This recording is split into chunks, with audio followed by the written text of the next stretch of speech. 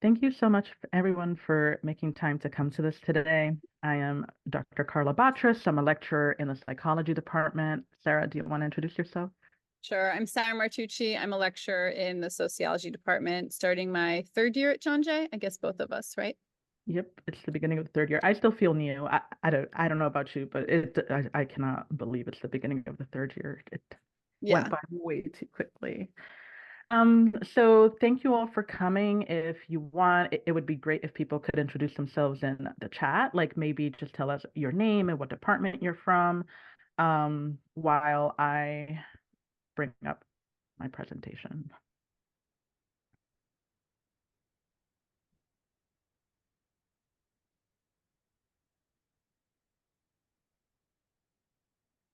Welcome, everybody. Okay. So thank you, everybody. So, how to frame this? I want to be clear here that it is not my intention to tell anybody what they should be doing with their syllabi.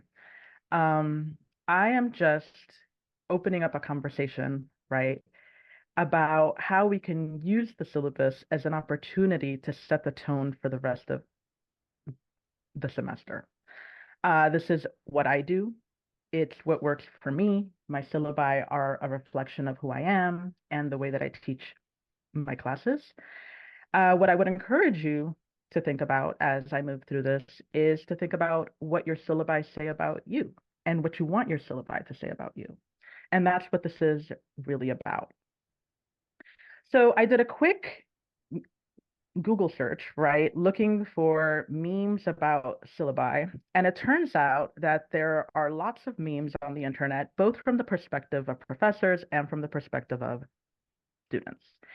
And they all seem to have some common themes. And it seems like for professors, one of the common themes is frustration around students not reading the syllabus and asking questions that they're like can be found on the syllabus. Now, is this something that is familiar for those of us in here? Some frustration around students not using the syllabus, not reading the syllabus, asking questions that you think are adequately answered. Is that true? Is that not true? How do we think about that? Now, often though, right, when we start thinking about why don't students read the syllabus, the default seems to be to fall back on, well, students are lazy, students don't read anymore, they don't bother, they want easy answers, and that kind of rhetoric. However, I want to challenge you a little bit to rethink that. Is it really that the reason that students aren't reading the syllabus because they are lazy and they don't know how to read? Or is it the way that we as professors are communicating information to our students? And this really has to do with the way that we think about the purpose of a syllabus, right? For a lot of us, the syllabus is an information dump, right? We think of it as a document, it's a contract. We tell students what they can expect, how they're going to be graded, what you're going to cover. And it's just a lot of information that we're presenting to students. But the truth is, I don't know if you've seen your own syllabi or syllabi from other departments, but syllabi can be very, very long, right? I've seen syllabi that are 20 pages long. Mine tend to average around 5 to 7, and even that I feel is a little bit too long, right? But we want to stuff as much information in there as possible. And that's important, right? We want to be able to give students as much information as possible about the course and what they can expect from it. But the point that I want to make here, though, is that I think when we see the syllabus as only a place to give information about the class and to set expectations and to see it as a contract, we are missing an opportunity, right? Because we're missing an opportunity to really give students an impression of what the course is going to be like and who you are as a person. Often, the syllabi are some of the first places that students get to interact with you in some way. And what we know is that first impressions for students can matter, right? So the reason that this has become important to me is because once upon a time at a place that is not John Jay, I was chair of the IRB. And part of the IRB was looking over consent forms and how people communicated information to humans that they were trying to recruit for their research. I also teach research methods, and one of the things that we talk about is ethics, right? In terms of the information that we give to people, how we present that, and the importance of making sure that people understand what they're consenting to, right? And a lot of that is implicit. And so for me, when I create a syllabus, right, there's an ethic around that where it's not just about what I'm telling students, but the way that I'm communicating to students in a way that for them is understandable, is relatable, in a way that is engaging, so that students know what to expect from a class. The truth is that when students come into our classes, they don't come in neutral. They come in with emotions, they come in with expectations, and they have ideas, right? Like teaching a research methods class, I can tell you that often that when students come into my class, they they're scared. They're feeling apprehensive. They don't know what to expect. They've heard awful things about the class from other students. They've gone on to rate my professor. Their reading experiences from other people. They may not see themselves as scientists. They may not see themselves as people who can do statistics, who can engage in research. I have students who come into my research methods and they're like, I'm not good at math. I'm not good at writing. I'm not good at this. And that is going to be the impression that they come in with. So knowing that students are neutral, and when they come into a class, they already have expectations, they already have ideas about what the experience is going to be like. If I don't do the work to create a good impression, a positive experience for them from the start, I am setting them up for failure in a class that is already difficult for a lot of students. So for me, my syllabi are an opportunity to create a first impression. So it's not just about giving them a bunch of information about what the class is about, how they can expect to be graded. It is a reflection of who I am and how I run my classes. Now, you can be asking yourself, why does this matter? Well, it matters because what we know, there's research that shows that when there is student rapport, student teacher rapport, when students trust their instructors, that leads to better academic outcomes. They are not coming into classes inherently trusting you. They're not coming into class inherently trusting me. Their experiences are colored by things they've heard. They're colored by past experiences that they've had in classrooms, and that is something we all have to contend with. What we also know is that when you create a welcoming and supportive classroom, that creates a positive learning environment. Positive learning environments also lead to better academic outcomes. That first day, and this is something that Sarah's going to talk about, like what she does that first day, right? But even before that first day can set the tone for the rest of the semester. So for me, when I create a syllabus, yes, it's about giving students information, but it's also, I'm thinking about what message do I want students to take the first time they read that syllabus. So to get us started with this, I thought that we could have a quick activity with this, a quick discussion where I have you think about, other than things like, what am I going to be graded on? What topics are we going to cover? What is this class about? If the syllabus is an opportunity for you to make a first impression on your students, what do you want them to take away? What message? What emotions do you want them to take with them? And so to do this, I'm actually going to have you do this in Padlet.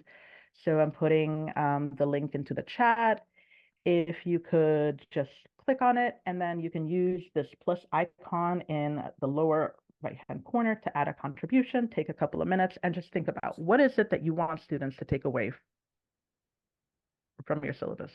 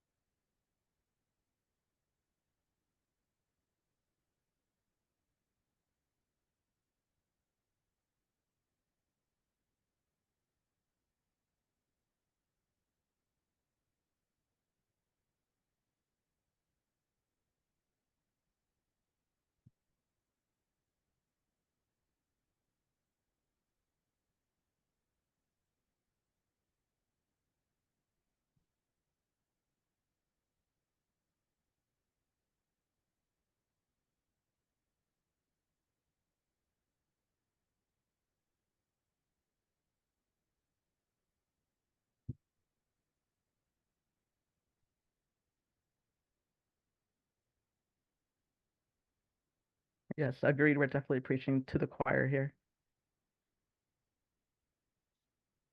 This is great. So you could see common themes, right? Like we want the message to be this is a safe place. We want students to be engaged. We want them to be curious. We want to feel like they belong, like this is a welcoming space. You want your students to feel supported. Now, do you necessarily think that syllabi in their traditional format communicate that to students? What do you think might be the message that a traditional syllabus might send to students? You could put this into the chat. You can unmute. You could raise your hand.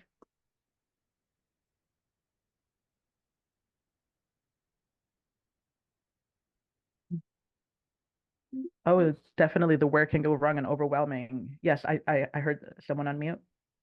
Richard, was that you? No. Yes, a lot of syllabi often have a punitive authoritarian tone,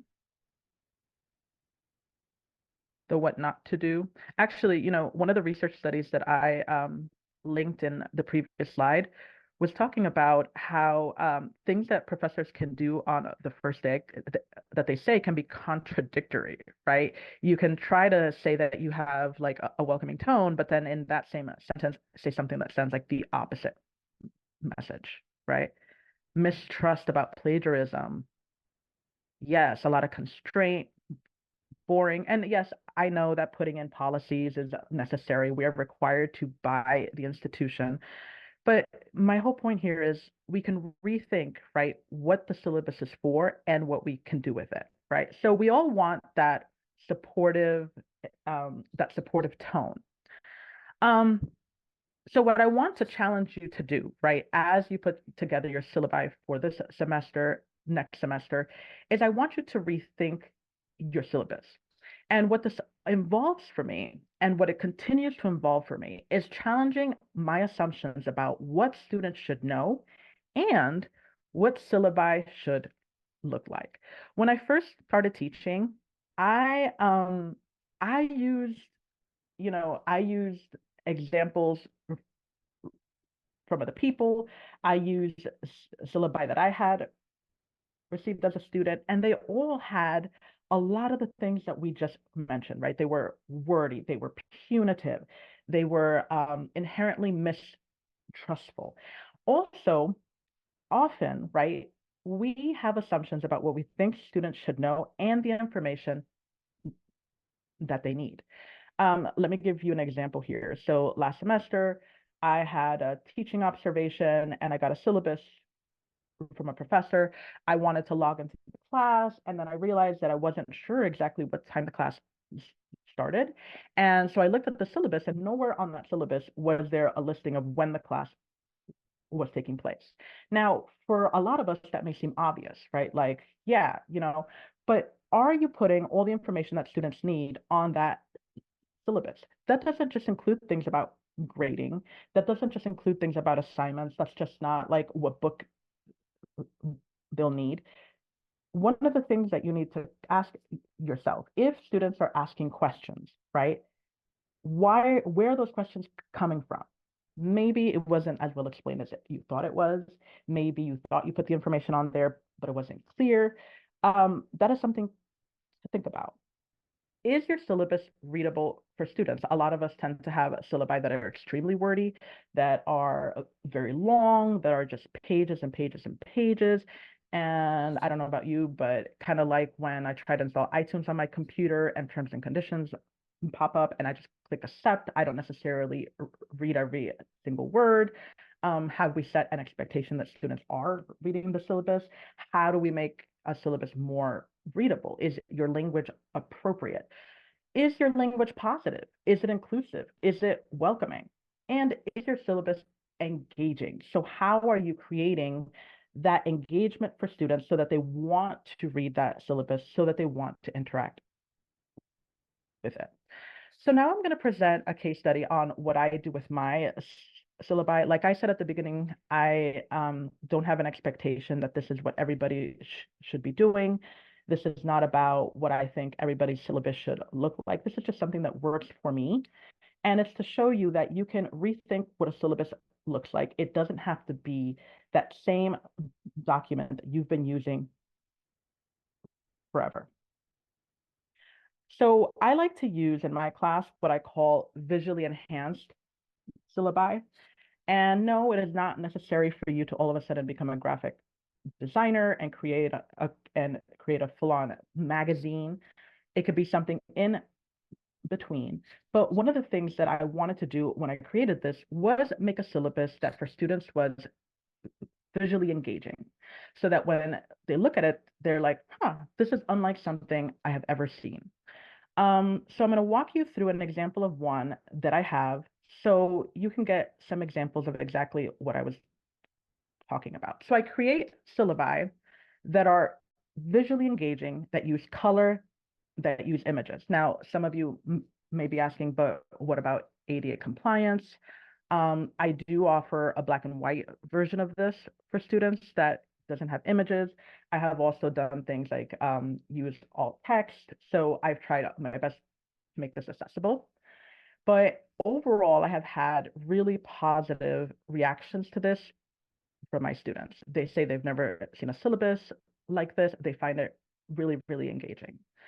But in it, I also add information that I get a lot of questions about, or stuff that I think sends a message to my students that I am here for them, that I want this to be a class that is engaging. So for example, I tell students about myself. Do you introduce yourself to students?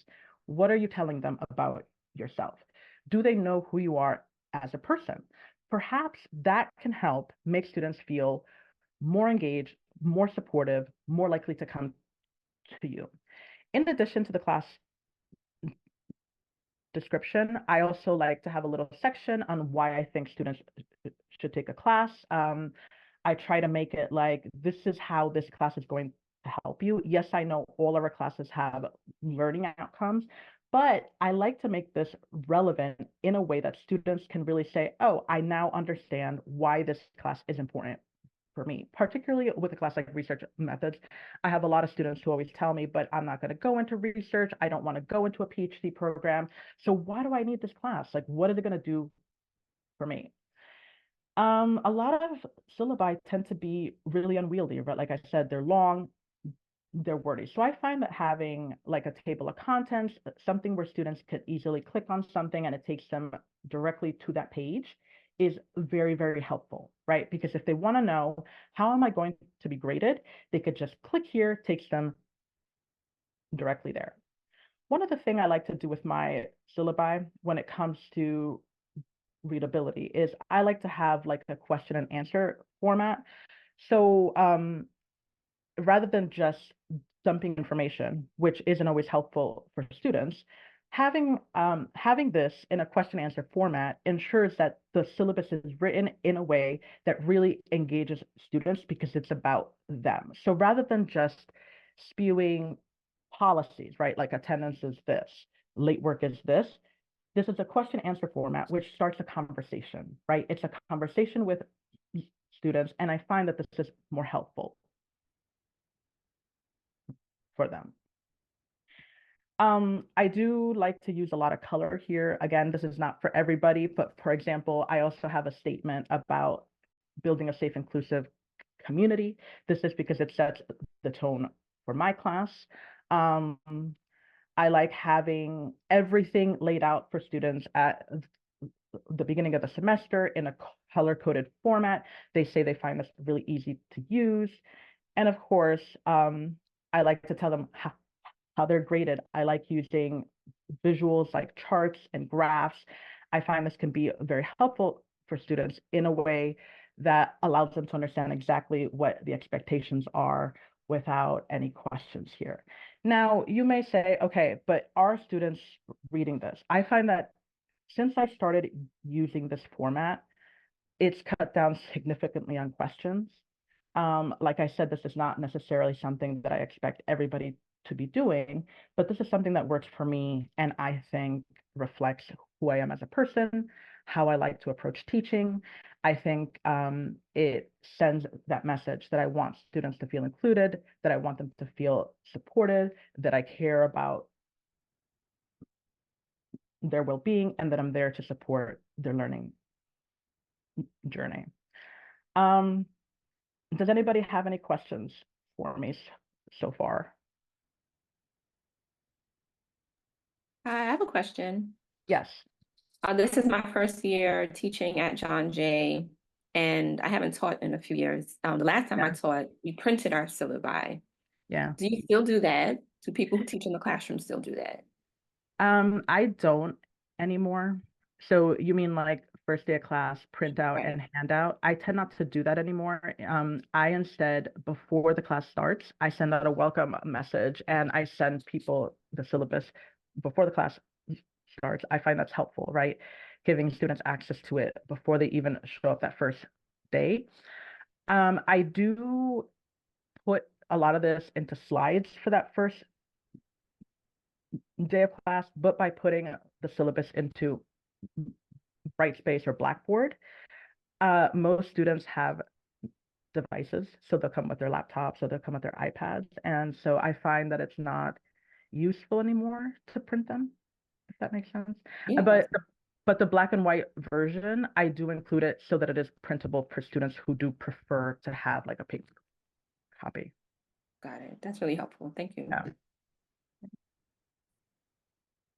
Other questions for me? Yes, Alexa. Hi, I see that this is in Canva. Is this from a template? How much of this is your own design versus something that Canva provided? This was my design. I tend to hyper focus. So I'm going to say that the first time I created this, it did take a bit, right? Because I was really thinking about how I wanted this to be structured. I did a lot of tweaking with it.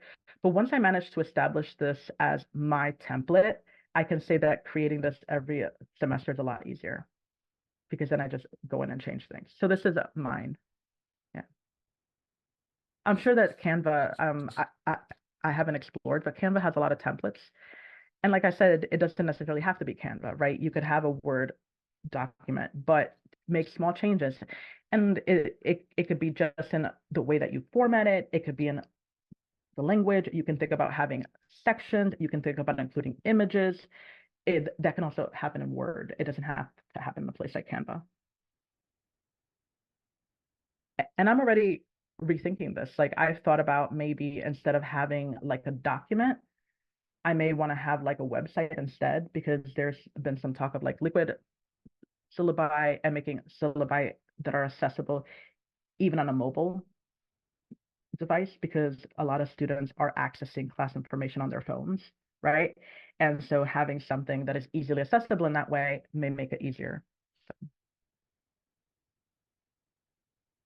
So Jill was saying Microsoft Publisher is an option too. Yeah. Hey, Karla. Hey, how's it going? I'm interested in what your, I tend to use my syllabus as a sort of, I guess it is sort of a rules and regulations type of thing, but I tend to do most of what generally goes on a syllabus now in Blackboard or Brightspace. So when students can get a sort of an overview of the course and on the syllabus, and I do hand one out. But most of the sort of rather than trying to overwhelm them with the syllabus, most of actually what they have to read and what's due and everything like that, I put in Blackboard. So the syllabus actually is sort of less important than what's sort of on Blackboard. So they click on the Blackboard that week and they see all the stuff there.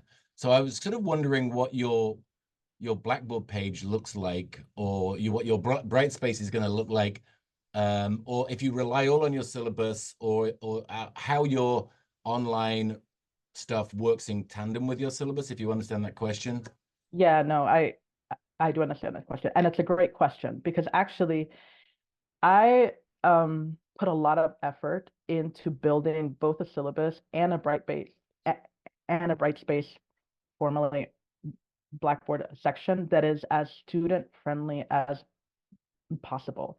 So I like to have things in multiple places, because that way, you know, if students look here, it's there. If students look there, it's there. And it's a lot of work, right? But my Brightspace sections are exactly that too. I organize them in a way that all of the readings, classwork assignments are available to them every single week. I actually like, now in Brightspace, there's like a checklist tool where you can create a checklist that students manually check off every single week. Like, I did this, I did this, I did this. But I am someone who also, so this is very teaching intensive, right? But I also send out weekly emails where I'm like, this is what you should expect this week. This is what we're going to be covering. Here's where we are. Here's what you need to be thinking about. I am of the belief that you don't want to overwhelm students. So repetition is very important, right? Because chances are that when they look at the syllabus, this is very engaging. Students can use it. They'll refer back to it, but it is a lot of information, right? And so that repetition, the reinforcement here on the syllabus, in Workspace, through email, in class, is important to keep that thread, if that answers your question. Yeah. I also send a lot of reminders out through Blackboard Brightspace, which I often think, like, are they just like, oh, another bloody email from my professor? Or am I, because I mean, I do feel like they need a lot of reminders. Yes. Especially in the fall, because there's so many canceled classes and classes moved around and things like that, that it just, especially if you teach on a Monday in the fall, because they're often, there's so many holidays in there. So it just sort of, especially, and I teach freshmen a lot as well, so I tend to think that they need sort of a little bit of, okay, this is due this time. Don't forget to do this, as they sort of get used to college. So. Yeah, and I think if we're talking about setting the tone, I think that if you set the tone that, like, you know, there's a pattern to your classes, right? Where every week this is what they can expect. They can expect a reminder. There's going to be an overview of what's coming. There's going to be a summary. They get used to that. And I ask students all the time, right? What is working for you? What is not working for you? And only once have I had a student tell me that I sent too many emails. Only once. Most of my students will say, I like the reminders. I like being able to look here and to see everything that's due.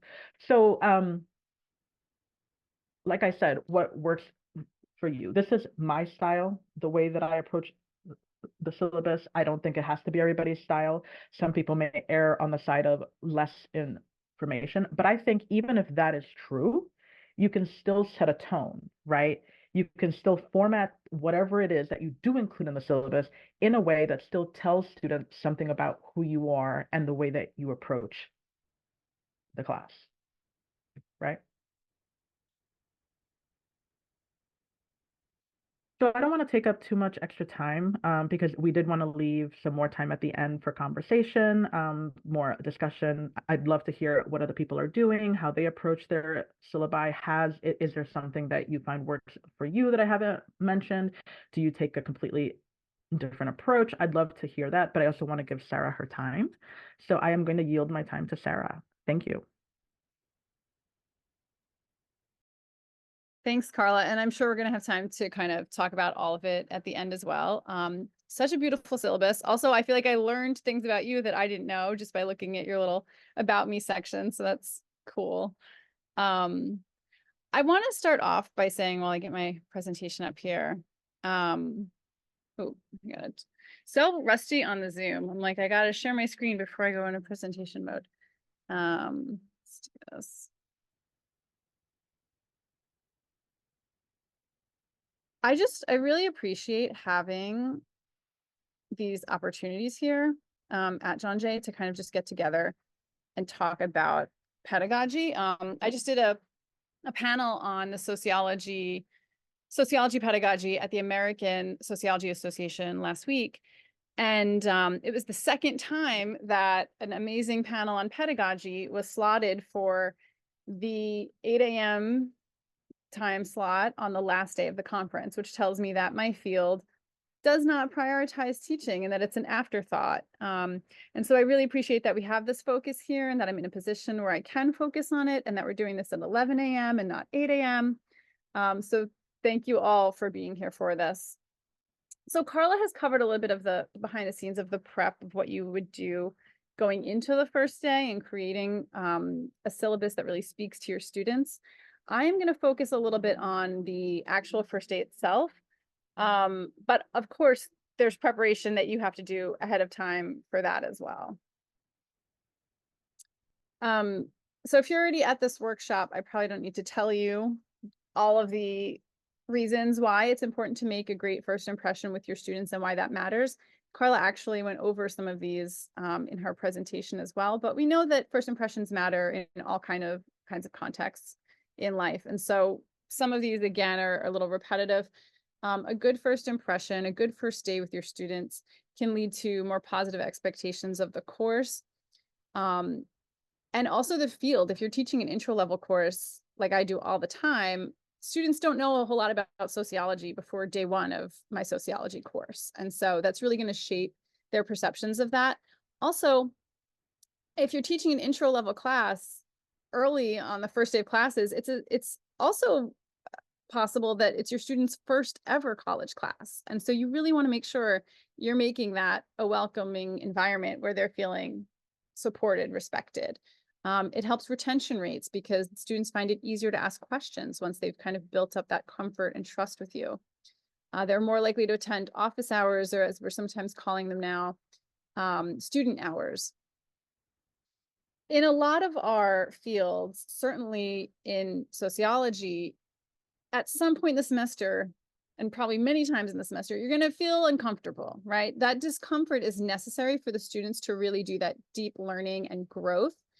But if you don't make them feel comfortable and trusting of you and their classroom environment first, then those moments of discomfort are going to be awkward at best and can get worse, right? There can be disrespectful comments or conversations going on in the classroom.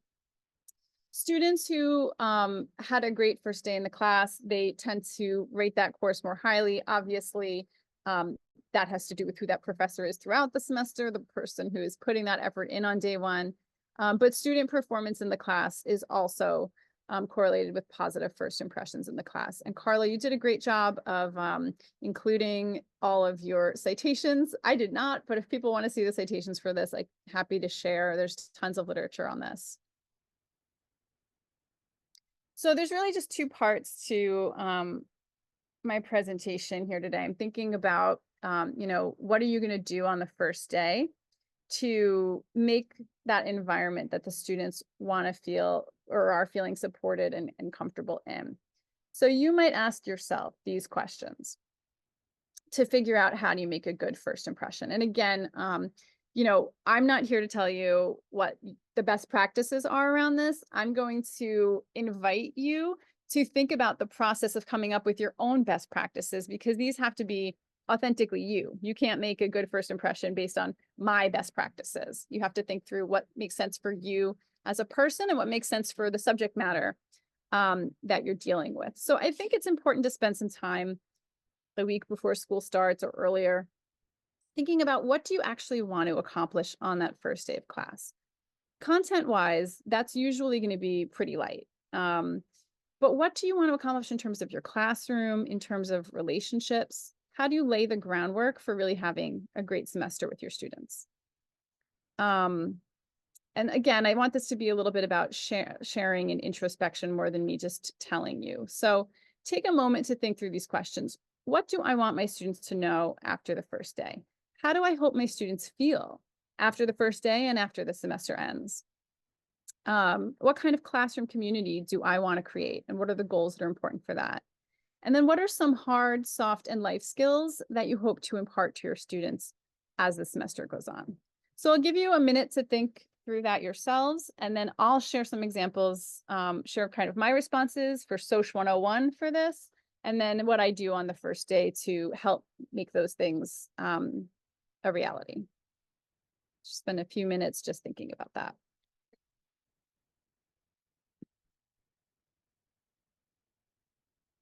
And I didn't do a fancy Padlet like Karla, because this is a little more personal. So maybe if you even have like a piece of paper to jot down on.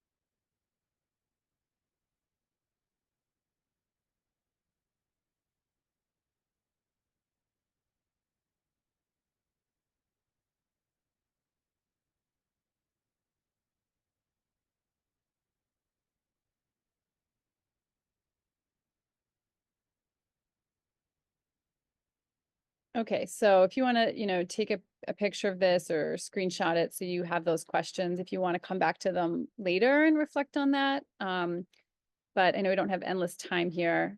So one thing I want my students to know after the first day of classes is that I am there as a resource to them, and that this is a privilege that I have to be there in that classroom. That they have some agency in the course, and I want them to know why the course is designed the way that it is. And we'll get to kind of why that's important to me in a little bit. I want them to feel respected, hopeful. Sociology can be a huge bummer, so I certainly don't want them to feel bummed out on the first day, and comfortable. I want the classroom community to start focusing on mutual respect and trust among the discomfort that they're going to feel. And some of the skills, of course, for Soc 101, the hard skills of writing, the softer skills of teamwork, but also empathy is a really important takeaway for me from Intro to Sociology and sociology courses in general. So there's two ways that I kind of cultivate this on the first day. And this is my example, and maybe part of it will work for you, maybe all of it will work for you, maybe none of it will work for you. I go over the syllabus, first of all, and it's probably going to look a little different now after seeing Karla's great example. And I ask the students, I leave a few days blank as like catch-up days, but also for the students to have some input. And again, that matters based on the course content and the subject matter. But if they have interests that aren't reflected on the syllabus, I try to leave a few days where I can incorporate some of those topics. They might be things I've never included before. They might not be things I'm an expert on. But I know that, as we progress in our careers, we get further and further away from 19 years old. And how do we stay relevant and interesting to 19-year-olds in the classroom is by listening to those 19-year-olds, right? What is relevant and interesting to them? And so trying to incorporate that when it's possible. And then pulling back the curtain is an important aspect of going over the syllabus. So I tell them why we're doing a certain assignment or activity in the class. Yes, I know you hate group work. Yes, I know it's 25% of your grade in this class. It's something that you're likely going to have to do a lot in your future careers. It's something that employers look for. So this is why we do it in this class. And then after we go through the syllabus, I have them make a course contract based on 3 questions. And we do this together collectively in class. After they've seen, kind of how they could succeed in the course based on the assignments and the topics, I ask them, what do you need to do personally to succeed in this course? what do you need from your peers for this to be a great course? And what do you need from your instructor? And they're great at answering the first two questions. They can say what they think they should be doing in the class, reading, handing assignments in on time, what they need from their peers in terms of respect and consideration, or certainly from group work. But the last question, they're way more hesitant. What do they need from me as the instructor? So I have to help them out at first. I have to say something like, okay, is it cool if I take a week to get back to you via email? Or like, do you want me to respond quicker? And they're like, no. Like, we want you to respond within a day or two. I'm like, oh, okay, so you do have some demands for me. So let's kind of spell out what those are. This helps to decenter kind of my power and authority in the classroom. I tell them on day one, at least for sociology, they've been thinking about these things and observing some of these things throughout their lives, right? So they are coming in with their own experiences and their own data and their own information to contribute to this class. And so kind of decentering that on day one, I find to be very helpful. And it increases their agency and their autonomy over the class, right? By the end of day one, they have potentially impacted the syllabus and co-created the course contract that we will then come back to later on in the semester if there are issues. If they're not doing their readings, we'll come back to the course contract. If I am delayed on grading, I will come back to the course contract with them. If we are having issues in terms of group work or in terms of having a respectful classroom environment, we return back to the course contract later on. So I would love to hear what are some people's responses to these, if they want to share, if there's things that you're already doing that you think kind of get at that, creating that course that you want from day one, before I go on to my next slide.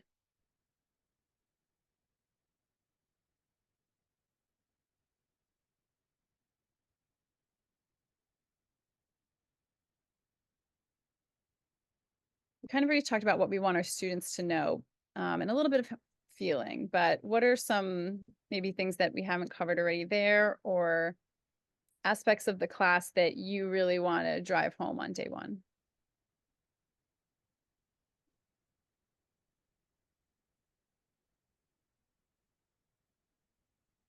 Go ahead. Hey, yeah, I have a question for you actually. I was thinking about, one of my priorities in the room is for us to know each other, is to really build that sense of belonging and connection and community.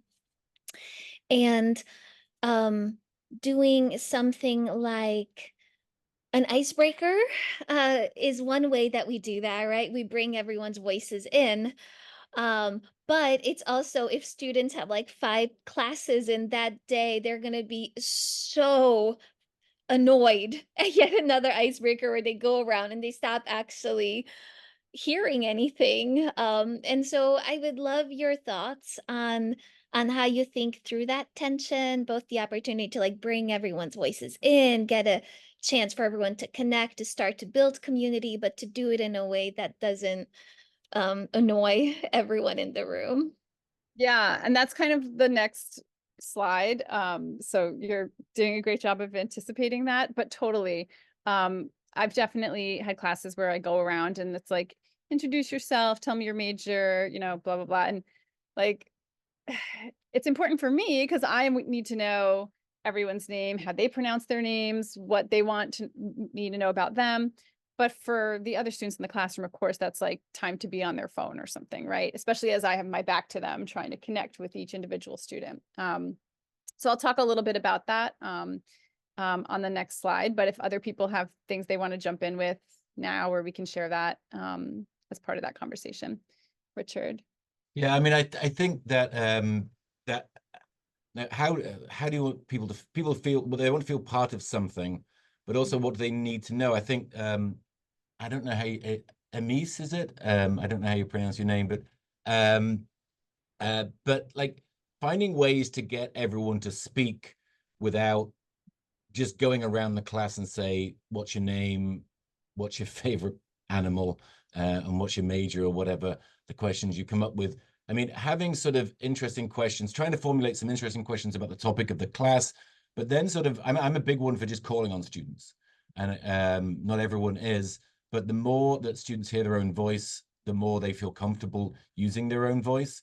And so I think it's really important to get everyone to speak in the first, I mean, ideally, every single student will speak in every single class, but I think it's important to get them to open their mouths and say something that's not just my name is John Smith, blah, blah, blah. And so that they feel that they're contributing to a larger discussion about something, and they feel invested in it. Icebreakers are great. Icebreakers are really great on the first day of class, but if you keep starting classes with icebreakers, it starts to lose some of its power, I think. But getting all the voices out there, getting people to feel like they can participate, and that they should be participating and empowered by that. So.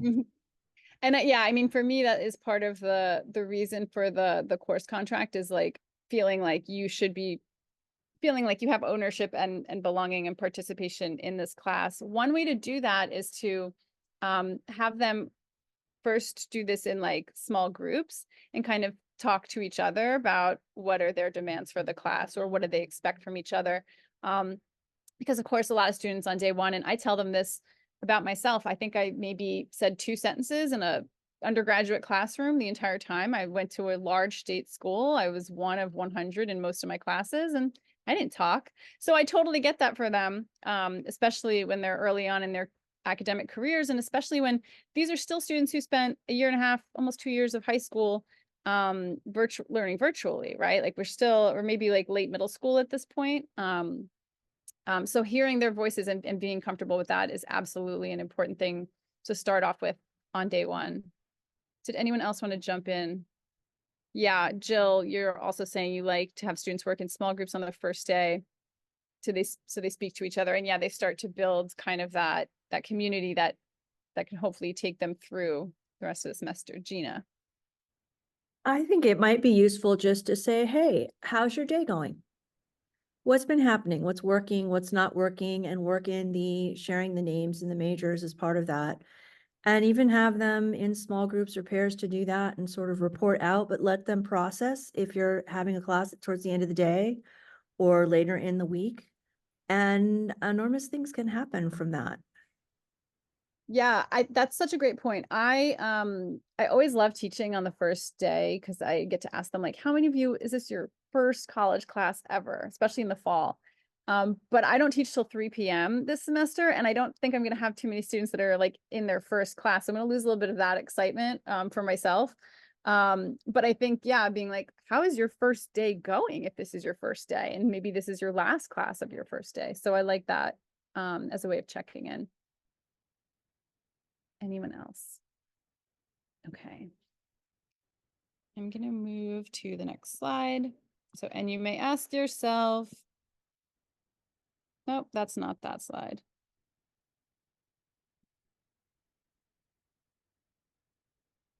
How did I or we get here, right? So trying to find my little notes. This comes back to the idea of like that introspection being really important, bringing your authentic experiences into your classroom. So I remember my first day of college. I was in, it was 8 a.m. on a Monday morning, philosophy 104, with a very sweet and like thinking back to it, very nervous graduate student. And he had forgotten the syllabus, or he didn't bring it to class. I don't know if he forgot it. Maybe he just didn't finish it beforehand, but he kept referring to it. He kept saying, oh, I didn't bring the syllabus. I'll bring the syllabus next time, but this is on the syllabus and you'll find that on the syllabus. And I'm sitting there, I don't know what a syllabus is. I was the first person in my extended family to go to college. I already felt like I wasn't supposed to be there. And now he's, I think back to like 17-year-old Sara, who's like sitting in this classroom at 8 a.m. on my first day, feeling so overwhelmed and like, I don't even know the word that this guy is using. And I certainly don't have a smartphone at the time to look it up. And so I think about that experience and how maybe I have students in my class who also don't know what the word syllabus is, or who also are feeling like college is not something I was thinking I was going to do, or I don't belong here, right? So I want you to think back to your own early experiences of college. What was great? What wasn't great? And how can those kind of great and terrible and nerve-wracking and exciting moments inform your own pedagogy? So this is where that, for me, obviously that demystifying academia starting on day one is a big deal, because like I didn't know basic vocabulary of college. And I don't ever want my students to feel like, oh, I don't know that, and it's I can't ask what it is because it's a stupid question or something like that, right? And so kind of that pulling back the curtain, talking about why we're doing these assignments, what this syllabus even is, what this course contract means, why we're doing these things, is an important part of how I present myself on the first day of classes. But of course, I also want to learn about my students, right? So speaking to your points from the end of the last slide. And again, this is going to be different for everyone, but I want to know, how did my students get here, literally and figuratively? Because pretty much every one of our students are commuters, and I want to know how long their commutes take, because what happens on that commute, what they see, what they don't see, all of that impacts who they are walking into our classrooms. And so one way that I've used to learn more about my students, and I've seen great examples. I've done all kinds of different things. I do an autobiographical exercise with them on the first or second day of 101, where they write down the first or the biggest 10 things that have been important in their lives, and they can be good things or bad things. But what are 10 things that really shaped them? Maybe they talk about the death of a family member. Maybe they talk about an internship they did or a teacher they had. And we start to kind of put some of these up on the board as they share them, and we start to realize how much we have in common with each other, or what links can be made amongst the various 35 students sitting in the room. One thing I've done in the past, and I'm going to do again this year, at least in my methodology class, is a little survey on Google Forms that they can do on their phone during class. It takes 5 minutes. So it might ask again, like how many hours they commute. Do they take care of children? Do they take care of siblings, other family members? What are their career goals? What are their interests? And it's all anonymous. And again, they do it in class really quickly. It's also something that's great to do in an online class, because you might feel a little more detached from your students. This signals to them that you're invested. You care about who they are on a format where that can really be a lot harder. And then we'll look at that data together. Again, it's all anonymized to show, okay, this percentage of students are commuting over an hour to get here, right? So if you think that's really hard and it's like a thing you have to wake up early and get to class, 70% of your colleagues are also doing that, coming to class here. And so it helps us look at what are the similarities, what are the differences between students, what strengths or areas of expertise might they have based on like those hobbies and interest questions. And so you might think about, what are the questions you would ask if you do something like that? Or what is it that you want to know about your students, and what do you want them to know about each other? Because you have to have an idea of that before you can create those icebreakers or those activities for the first day, in order for those to really go off in a meaningful way. So I gave some examples throughout that of things that I've done. Again, I would love to hear from people. Maybe if you are thinking through what are some of those questions that you want to know from your students, if that's not something that you've kind of collected data on before. Hi, may I say something? Please do, Daniel. Yeah, yes. Sorry about that. There was some background noise. I apologize about that. So regarding the introduction of first day, so what sometimes I do, and I saw that it's working, I don't ask directly students their names and about the class or what they expect to learn from the class. I pair them to and I give them some questions, and then I ask to introduce each other. So I found that they feel more comfortable to learn about the other student. They might make a friend the first day, they learn a name, and also they feel more comfortable to talk about the other student instead me asking them your name, your commute, and a few things that I would like to know about them the first day. So that sometimes it's working well. I found that several times, and maybe someone, if you can try this, it's just something that is worked for me. So something that maybe you can consider. Yeah, I love that. Done that a couple of times, and the students get to have sort of that like informal sort of chatter. It makes the classroom just like a little more noisy and buzzy on the first day, which helps to kind of make students feel more comfortable and like they belong there. And then, yeah, it's kind of easier to listen to someone else's story, synthesize that, and project that to the classroom rather than feeling the vulnerability maybe of talking about yourself, or feeling like you're talking too much about yourself. Anyone else? Karla, I see you said you have students ask you questions first, and then they introduce themselves to the people around them, asking a couple of the questions they asked me. I like that. Do they know that they're going to have to do the same questions with each other? No, I don't tell them at the beginning.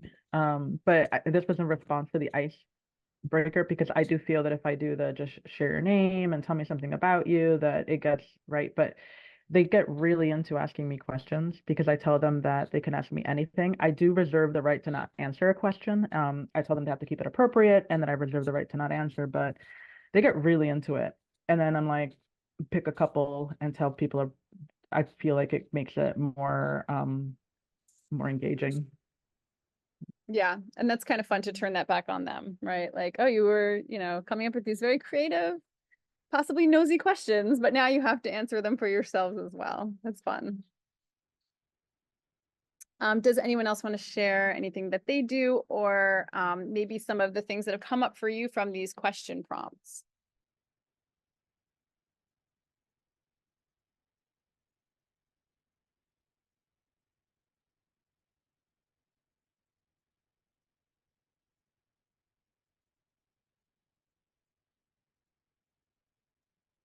Jill, go ahead. Sorry, I also am Zoom challenged. I've been searching for the raise hand function for the longest time. I've been using a Google form to collect data in a similar way to you, but I really love the way that you're sharing the data with the class, because I think that's really helpful to sort of hold the mirror up to the class and say, oh, look who's here, and how help students to support each other. One of the things that I also do, a question that I have is there anything else you want me to know that so that I can support your learning? So I wouldn't maybe necessarily share that with the class, but other things I would, yeah. And I think when we ask the students those questions, right, what am I not thinking of? Same with that, what are the topics that maybe I don't have on the syllabus because I've been doing this for almost 20 years and you haven't even been alive that long. So we have different interests and different world perspectives. Bringing that in, I think, can just be so helpful in sort of transforming our classes, transforming ourselves as teachers, because if we just keep kind of doing the same things that we've been doing, it's not necessarily going to be reflective of our student population as that changes. And so I think having things like that, like, what don't I know? What am I not asking? Is just such a great like outlook and perspective to have for the whole semester.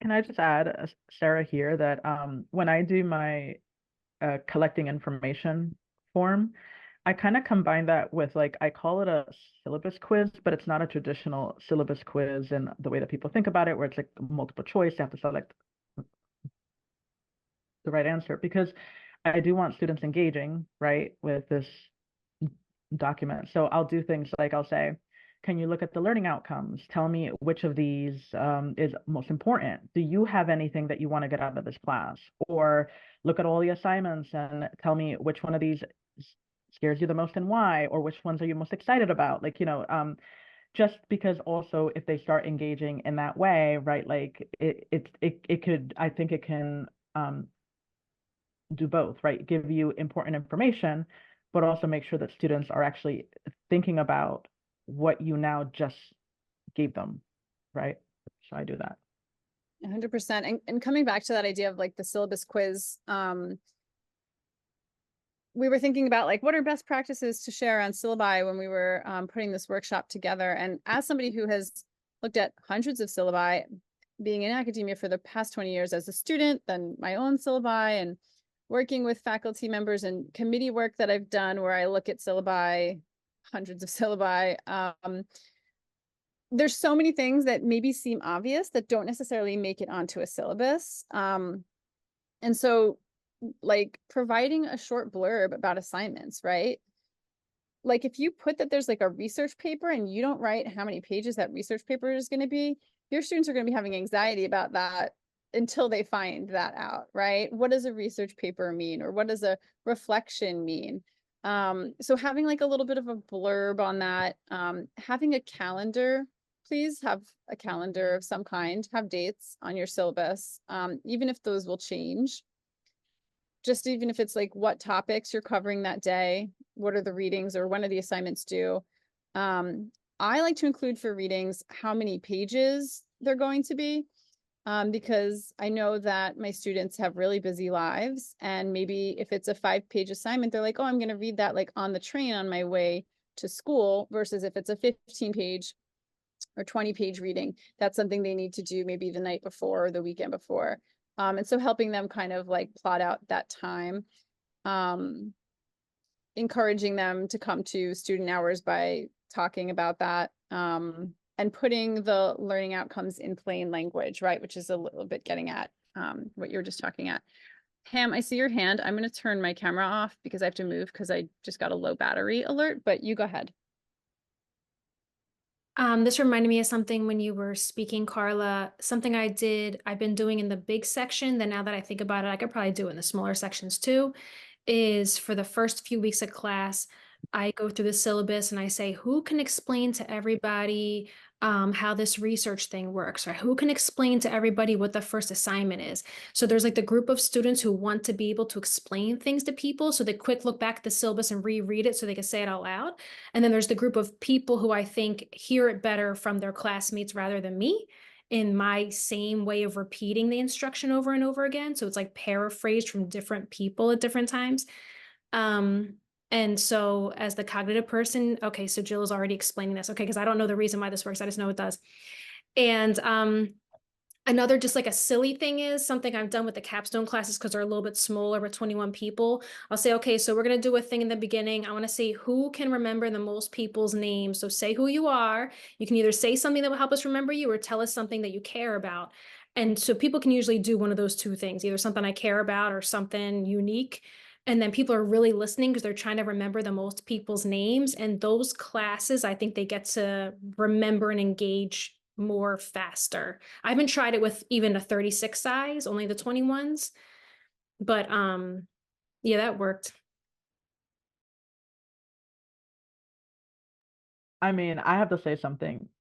Gamifying learning, and I know we all have thoughts about this, right? Gamifying learning, but it works for me, right? When I gamify things, I have to tell you, I have this token system where I give students stickers, and I have students who care more about the stickers than the tokens themselves. Like, it's the simplest things that you've never thought about, like the times that I bring the art projects when they're playing with Play-Doh, that they're remembering the most. So it's like, I guess I don't know what the takeaway is for you from the session, but for me, right, like the one thing that I want to reinforce is that like questioning of assumptions, right? Of like what something has to look like. It doesn't have to look like what it's looked like for you every year since you were in college, right? Like you don't have to teach in the same ways that you were taught. There's I think that the K-12 teachers do this really well, right? Like I love looking at that literature because they always have tons of ideas and they're fantastic. You can do things that are exciting, that may seem basic, but that you will be surprised, I think, at the reaction that you will get from students and just the way that they will feel about your class. And don't underestimate the power of them feeling good and feeling positive and feeling like like they're safe and supported in class. I'd love to hear what other people are doing. We have time.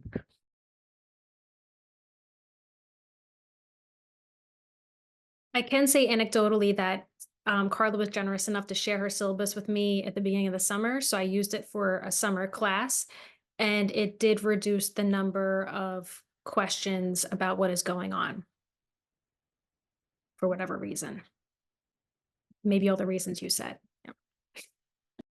When you have that like really dynamic syllabus, do you put like the institutional policies kind of at the end of it? Sorry if I missed that.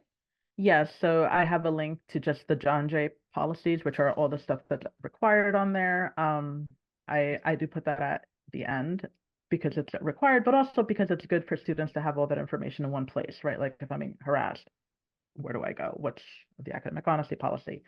Um, and I want to add that one thing I love to do is to share. I think that people that know me know this. I love to share. So if anybody has questions or needs help, I am very willing to share. Not that I'm an expert, but I'll share what little I do know.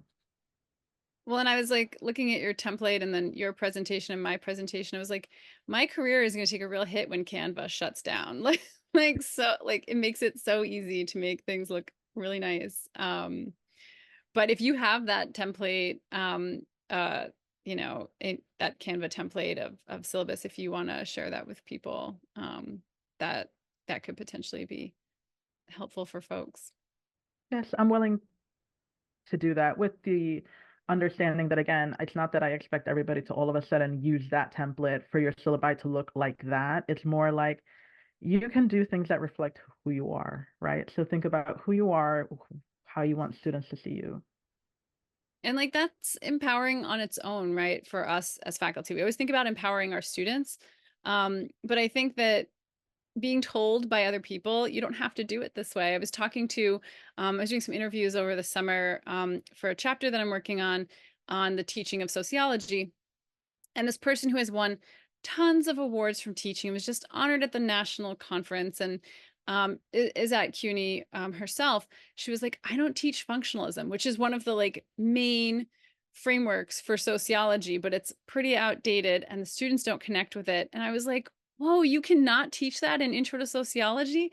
That is that is so freeing because it's something I dread every semester. And being told that by someone who is so well respected in the field was kind of empowering on its own. So yeah, this idea that like I've always created my syllabi to look kind of like the template that the school gives you, which is like the office hours and the time that the class meets, and then the course description, and then the learning outcomes, and then pages of policy before I actually get to what is this class about? Why are you excited about being in this class? So I think even just kind of like front loading those aspects that are more exciting and more unique to your course and putting the policies on the back seems like a very simple adjustment, but not something that we typically do. So I appreciate you saying that and showing us what that can look like. Amashay, I love the idea of having students color their own syllabus. That sounds so exciting. I love that. That's cool. Any other comments, questions? We don't want to keep you beyond what would be helpful, so.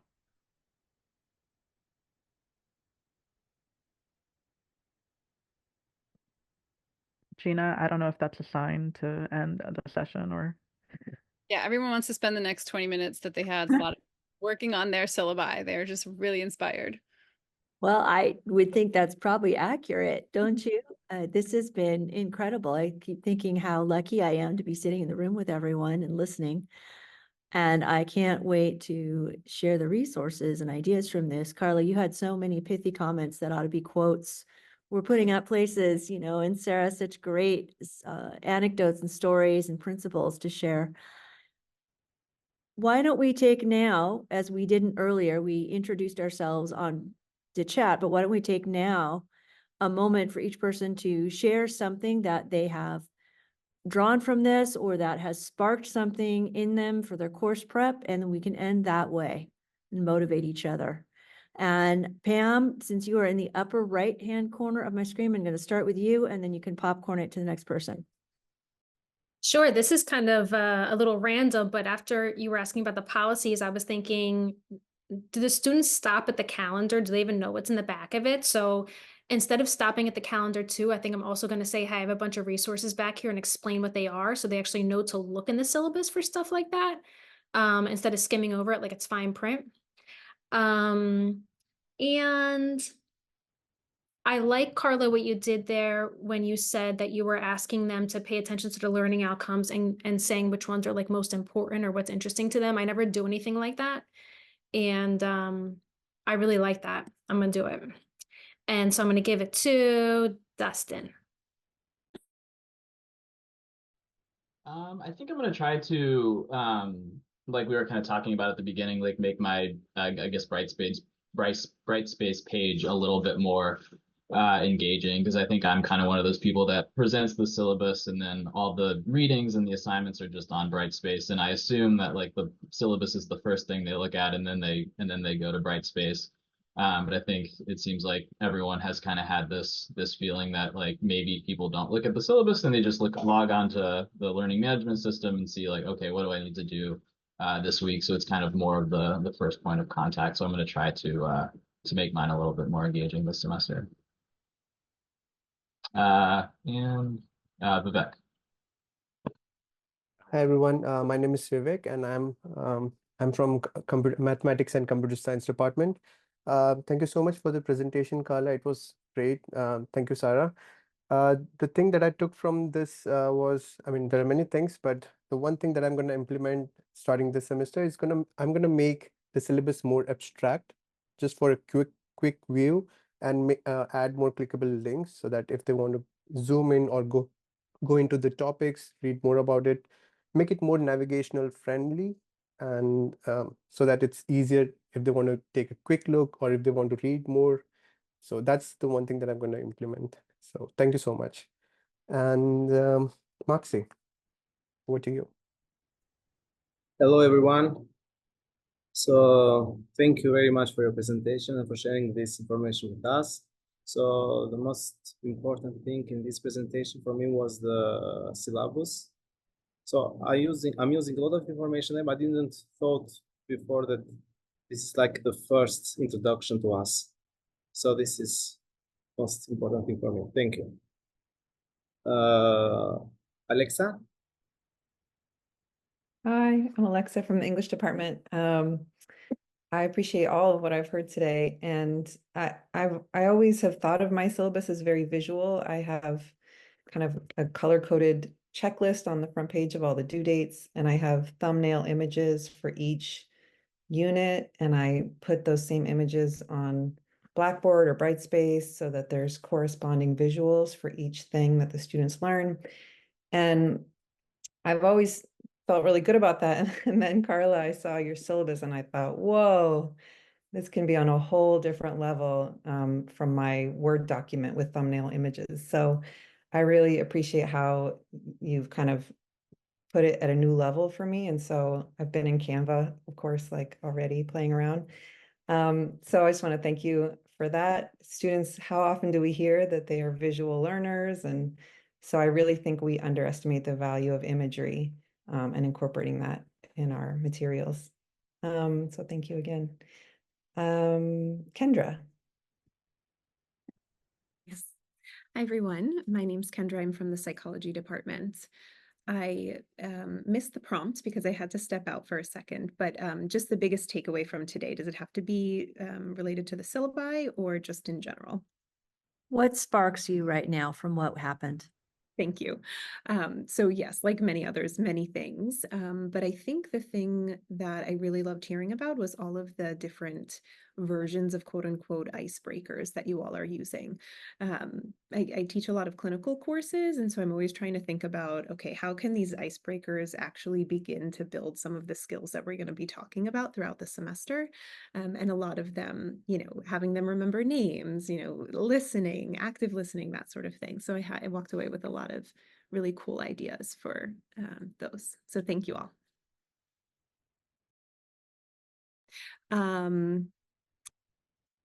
Pete, has Pete gone?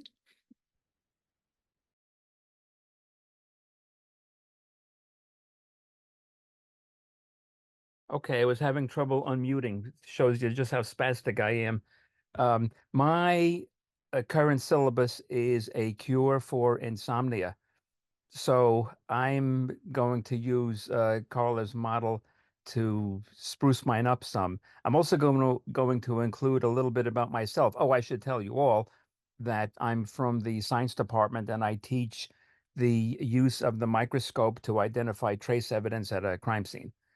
So it's not a sleepwalk. It's, you've got to prepare for this. And there's a lab intensive component as well, where they put in a minimum of 8, sometimes 12 hours a week in the laboratory using the microscope to see hairs, fibers, paint, soil, etc.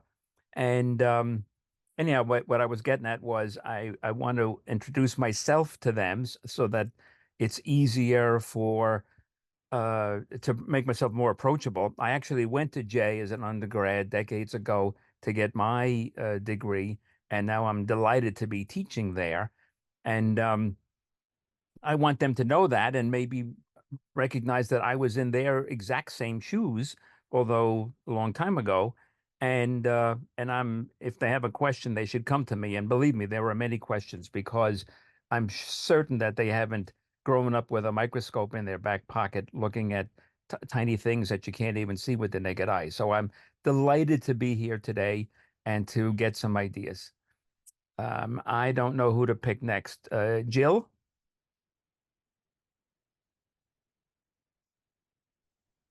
Also challenged in turning off the mute. Yes, so many great ideas. I have a graphic syllabus that I've been using for a while now, but I realized that I don't have an index on the first page. So that would be really good. And I think I tell students about myself in the first day of class, but I'm realizing it's not on the syllabus. So I'm gonna put a little blurb about me as well.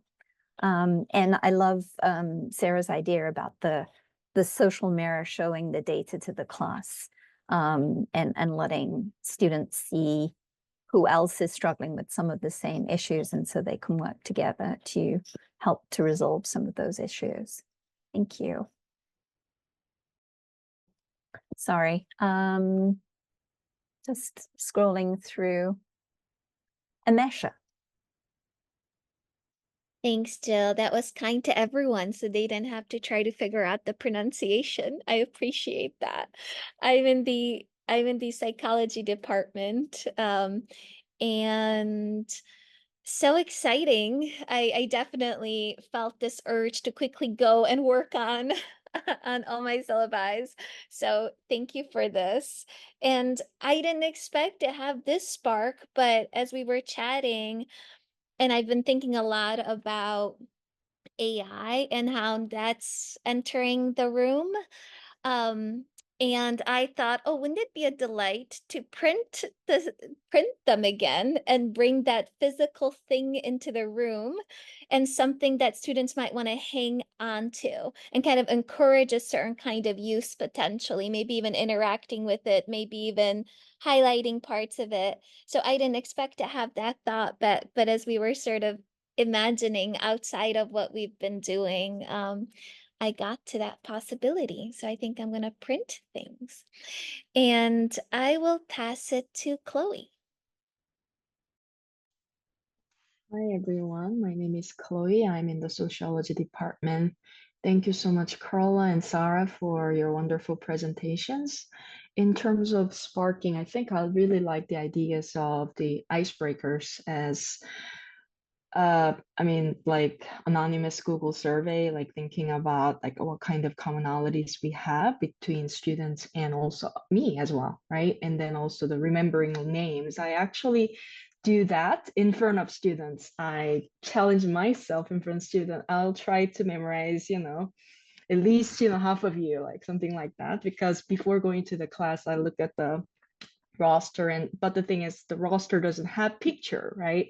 So that's why I just try to remember the names first, and then when I go there I try to link myself, and then I think challenging them as well will be a great way. And one thing that I was thinking about sharing what I do is that I actually create a video. Previously so not only the syllabus, because I realized some students, just looking at the syllabus might not remember many things, but I started kind of making my video of like introducing myself, like Sara said, like how did I get there?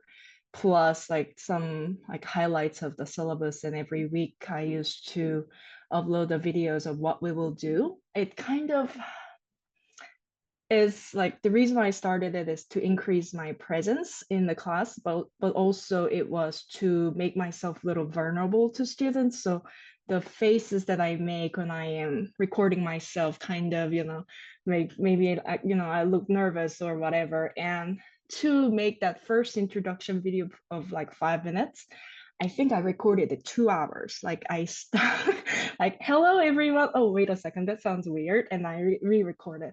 My name is, oh, wait a second, you know, I kept doing that. So it literally took me 2 hours, but students kind of, when I first showed up in the classroom, they knew how I looked like, because my legal name is Yeju Choi, and in 21st, when they look at it, like they don't know how Yeju Choi looks like, right? So that kind of thing I thought was helpful. And then the way that I maybe talk in front of students might have kind of helped them connect with me, I guess. So that's something that I was thinking was helpful for myself, that might wanna, you know, if you wanna create a video of yourself, you know, go ahead. Yeah. Anyway, thank you. And who's next, Chloe? Yes, sorry. How about Lucio? Hi, everyone. Thank you very much, Chloe and Sara and Karla. I really appreciate this presentation because, well, since a couple of years ago, I used to do my syllabus with color and pictures and so, and I found that the most impressive of the people who was more amazed about the syllabus were the professors who was observing my class, but not the students. So it was kind of what is happening. And now just seeing the Karla's syllabus, I say, oh yeah, because I just put everything with the guidelines that say like all the policies, all that information that is in the black and white syllabus is now but in color, no? So I have to do something. And all the time I was thinking, how can we manage to comply with the guidelines and also present an attractive syllabus? And well, Karla says we can do both, no? So maybe I can keep both. And also I really appreciate all the shares of you, because for me it's always a hard time to pick a dynamic or an activity for us breaking. No, it's always like kind of difficult for me. And also I feel like I teach Spanish, and we have this problem with the students that they are there because they have to, no? So it's something like I have to deal with.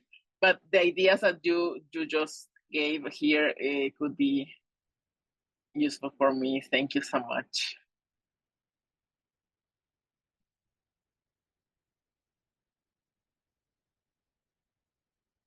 Hey, Rocio, who is next? Oh,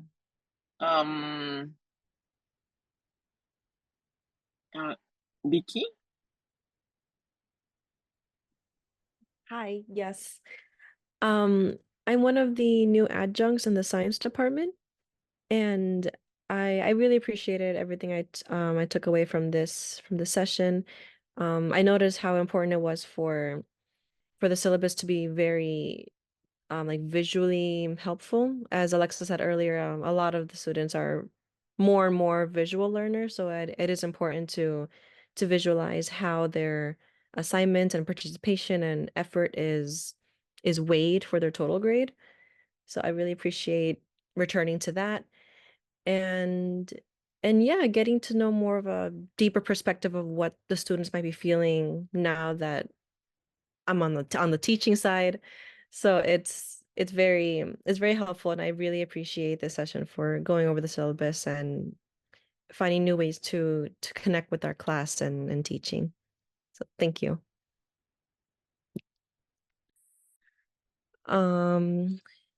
Did I hope I'm pronouncing it right, Maxi? Did Maxi go yet?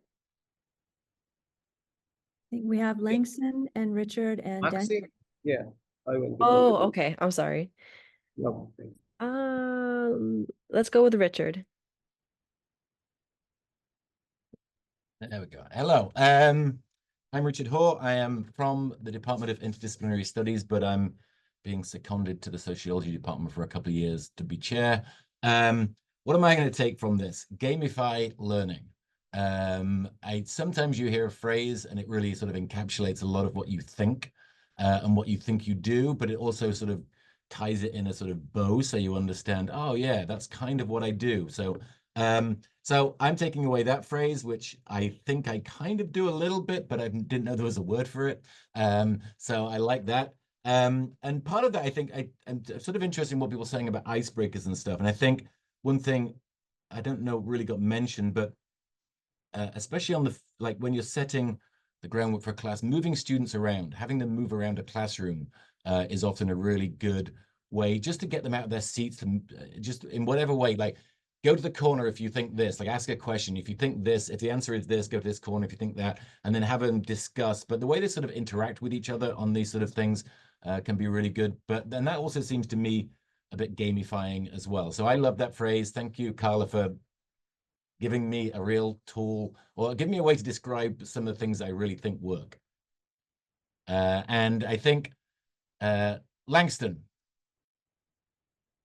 that's the next person. Thank you, Richard. Appreciate it. I just want to thank everybody. Very informative. Bring it back to my team. I'm with the Tao Fellows and John Jay in the Institute. So definitely interested to bring it to my adjunct lecturer at John Jay, Professor Jan as well, just to engage the students more and just make sure it's more interesting. And then also the link to the article was very interesting when they talked about how they had the money that was in the locker and no one retreated at the end of the academic year. So that shows that you definitely have to engage students on a consistent basis. So let's thank everyone. I'll send it to Dustin. I'm not sure if Dustin went yet. I already went. Oh, I think everyone went now. Did Daniel go? Daniel, did we hear from you? Yeah, so right on. So thank you, Dan, for sharing. Thank you for the great insights. But there is one thing that I'm taking away. So I used to go in detail over the syllabus on Thursday, and now hearing different perspectives, I will go just briefly over the syllabus because I realize that when it's students, okay, the policies of the school, the policy of the classroom, how many exams, triple papers, quizzes, whatever we have there, I think they are overwhelmed and if they have like 2 more classes during that day, probably don't want to hear and they will not get much out of that and probably be overwhelmed. But now I will just go briefly over 2 things that I think are the most important that they should know that day, and adding more as we go along during the semester. So thank you everyone for those great insights. Great. Thank you all for this incredible workshop and this conversation. At the beginning of the summer, I told my son, who's 11, that we were going to level up this summer, and this has been a leveling up workshop in many, many ways for me. I'm so happy we have new faculty joining us today. Welcome. And to see many old friends and mentors here. Some of you don't know your mentors, but you are.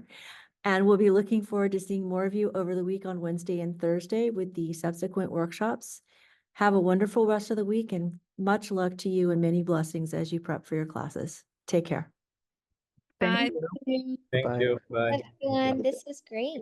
Thank you, everyone.